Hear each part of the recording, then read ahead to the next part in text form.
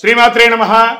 సద్గురు జ్యోతిషాలయం నుంచి 2025 ఆగస్టు నెల గోచార గ్రహస్థితులు, ఆ రాసులు అన్నీ కూడాను ఎలా గమనం ఎలా అవుతున్నాయి, వాటి యొక్క స్థానాలు ఎలా ఉన్నాయి అని చూస్తే, ముందుగా రవి ఆగస్టు 18 వరకు కర్కాటకంలో ఉంటారు, తర్వాత సింహంలో ప్రవేశిస్తున్నారు.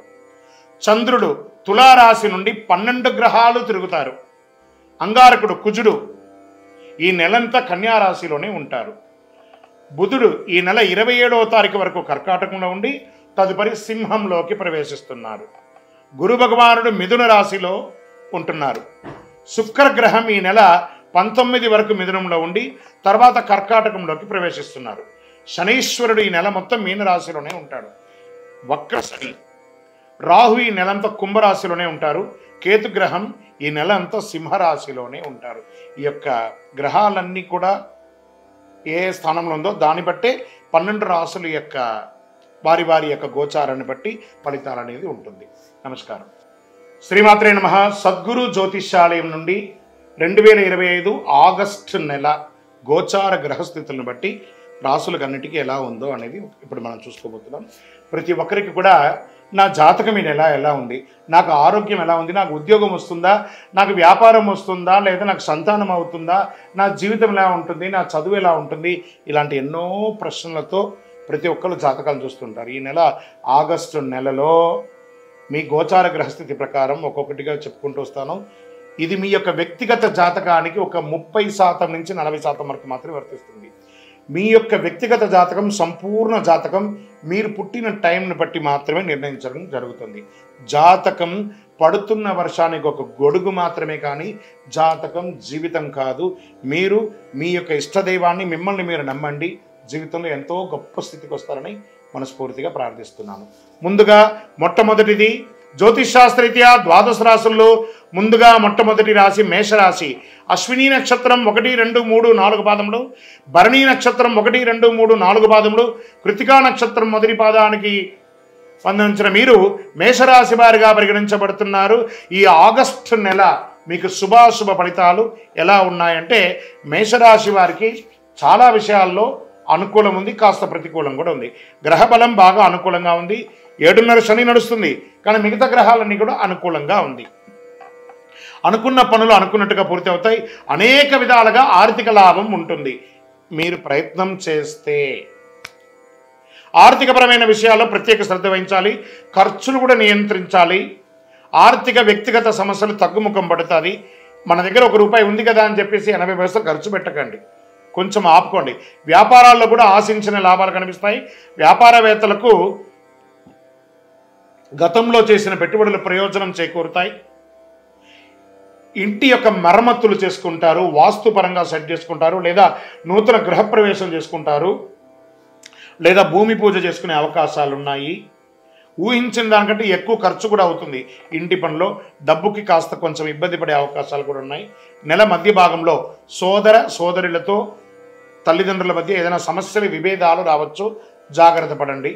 మనకంటే పెద్దవాళ్ళుగా ఉన్నారా, ఒక మెట్టు దిగి వాళ్ళతో ఒక సఖ్యతగా ఉంటే చాలా మంచిది.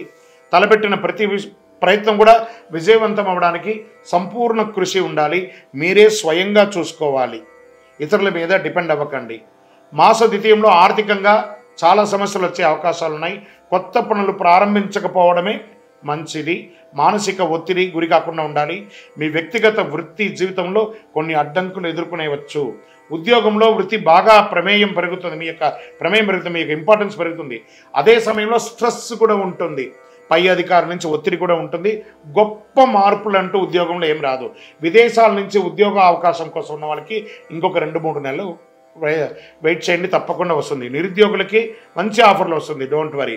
ఇతరులకు మేలు జరగాలి అని చేసి మీరు చేసే మేలుని మీకే రివర్స్ అయ్యే అవకాశాలు ఉంటాయి, జాగ్రత్త పడండి. ప్రేమ వ్యవహారాల్లో కొంచెం ఆచితూచి వ్యవహారం చేయండి.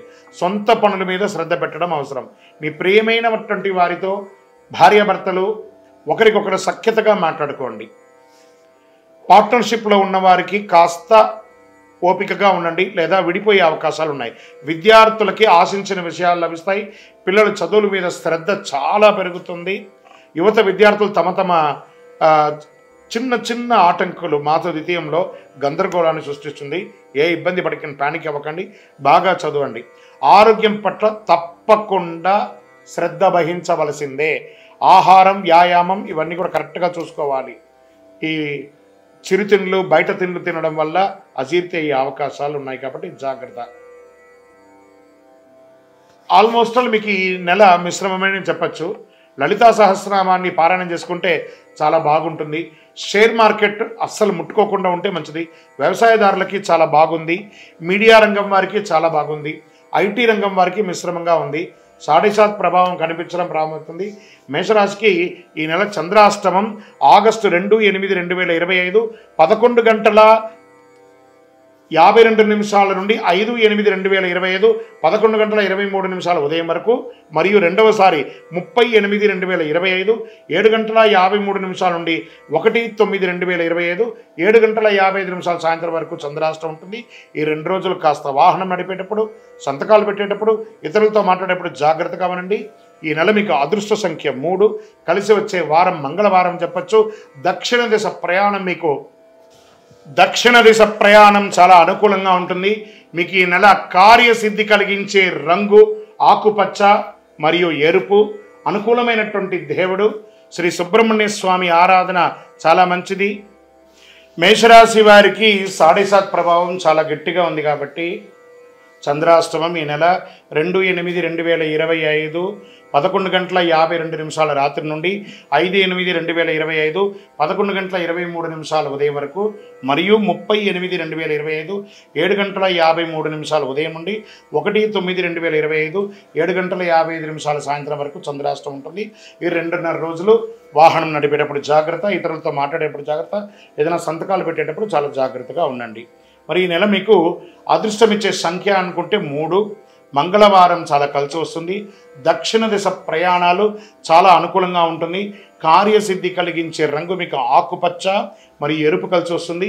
శ్రీ సుబ్రహ్మణ్య స్వామి వారికి ఆరాధన చేయండి. సుబ్రహ్మణ్య స్వామి దేవాలయంలో ఒక 19 ప్రదక్షిణాలు చేయండి. అతి శక్తివంతమైనటువంటి, అన్నిటికంటే కూడా మీ యొక్క జాతకంలో అన్ని రకాలుగా కలిసి రావడానికి అతి శక్తివంతమైనటువంటి ఈ కరుంగాలి మాలను ధరించండి. ఈ కరుంగాలి మాల మన దేవాలయంలో 48 రోజులు పూజ చేసి సిద్ధంగా ఉంటుంది.